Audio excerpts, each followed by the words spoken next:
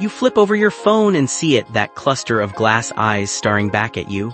2 lenses, 3, sometimes 4 or 5, it looks impressive, maybe even a little ridiculous. But have you ever stopped to wonder what each one is actually doing when you tap the shutter?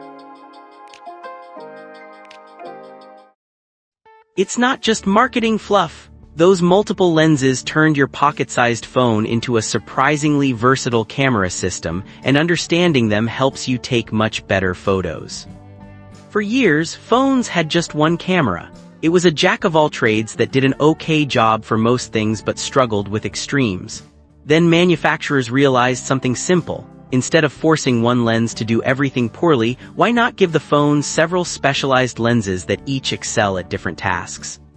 Here, what they actually do. The main wide lens is your everyday workhorse. It handles most photos, portraits, street shots, food, whatever you point it at. It offers a natural perspective similar to what your eyes see, with a good balance of detail, low light performance, and speed. Ultra-wide lens is the one that suddenly makes everything feel huge. It captures a much broader field of view, perfect for fitting in tall buildings, big groups of friends, or sweeping landscapes.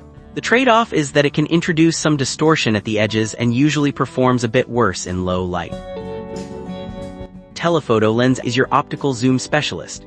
While digital zoom just crops and enlarges an image, losing quality, a telephoto lens physically magnifies the subject using its longer focal length. This gives you sharp close-ups of distant subjects without the mushy look of heavy digital zoom.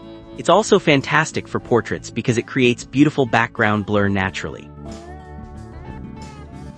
Many phones now include a macro lens or use the ultrawide for it for extreme close-ups. You can capture the tiny details on a flower petal, an insect, or the texture of fabric that would be impossible with the main camera. Some devices also have a depth sensor or LiDAR scanner. This doesn't take photos on its own but measures distances to create accurate depth maps. That data powers portrait mode with its creamy bokeh effect, helps with augmented reality, and improves focus accuracy. Modern phones constantly switch between these lenses, often without you noticing, and then use powerful computational photography to blend the best parts of each. The software stitches images together, corrects distortions, enhances colors, and even simulates effects that physical lenses can't achieve.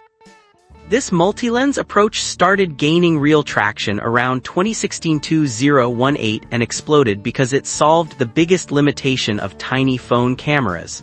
You can't change lenses like on a professional camera, so the phone brings multiple lenses instead.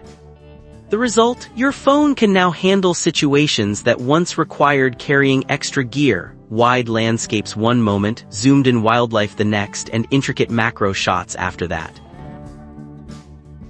Next time you open your camera app and see those different options, 0.5x, 1x, 3x, 5x, etc., you'll know exactly what each one brings to the table.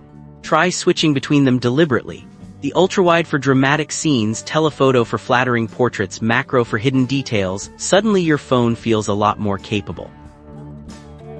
Those extra lenses aren't just there to make the phone look fancy. They're a clever solution to the challenge of packing real photographic versatility into something that fits in your pocket. A small cluster of glass that quietly turned all of us into better photographers. Thank you for watching. If you have suggestions for our next video, feel free to share them in the comments below. We'll be sure to give you an acknowledgement for your contribution.